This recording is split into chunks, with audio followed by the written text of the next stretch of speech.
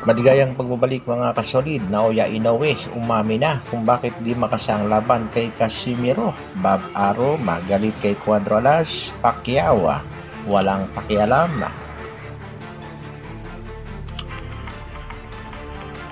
Para sa ating unang balita mga kasolid, Luisito Espinosa, former champion ng 2 weight classes. Matindi ang mga pinagdaanan after ng boxing career. Si Luisito Espinosa ay may kapatadang 47 wins at may 13 talo. Kaibigan ito ng ating pambansang kamao na si Manny Pacquiao. May real talk nga itong si Luisito Espinosa. Hindi naman ako natulungan, mga ganon. Pero pagka may ganon ka, nandiyan sila. Pero pag wala ka na, hindi mo na makausapan. Sa katunayan nga daw ay nilapitan niya itong si Manny Pacquiao patungkol ngayon sa kanyang problema na hindi pa siya nabayaran sa isa niyang laban. Pero sa kasamang palad ay tumangi nga daw sa pagtulong itong si Manny Pacquiao at sinabing walang pakialam. Sa kasalukuyan nga ay bumibida na rin itong si Espinosa sa ang Batang Quiapo. Tinulungan nga daw siya ni Coco Martin. Kaya kabayan, huwag mawawala ng pag-asa. Laban lang.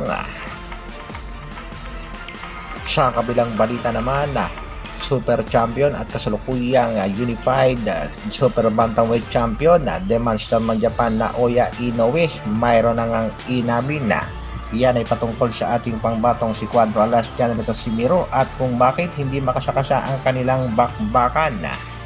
Sa katunayan nga daw ay gustong-gusto niya ng labanan itong si Cuadro Alas dahil nga sa mga pang-aasar at pangmamaliit nitong Pinoy sa kanya mga kasolid. Dagdag pa nga nitong Japanese superstar, hindi daw siya natatakot sa pangbato ng Pinas na si Cuadro Alas Janel Casimiro.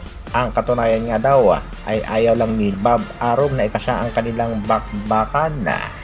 Sa kadahilan ng may tampo at galit daw itong si Bob Arum sa Pinoy. Matatandaan natin mga kasolid na dati nang nakasaang bakbakang Inoue at Casimiro kaya nga lamang ay hindi natuloy dahil nagkaroon ng pandemic. Sa ikalawang pagkakataon nga sana ay pumayag na itong si Bob Arum na makasaang bakbakan pero binawasan lang ang premyo. Sa paliwanag ni Bob Arum ay binawasan niya ng konti ang premyo pero hindi daw pumayag itong kampo ni Janel Casimiro. At meron pa nga daw hindi nagustuhan itong si Bob Arum sa ginawang hakbang nitong kampo ni Casimiro.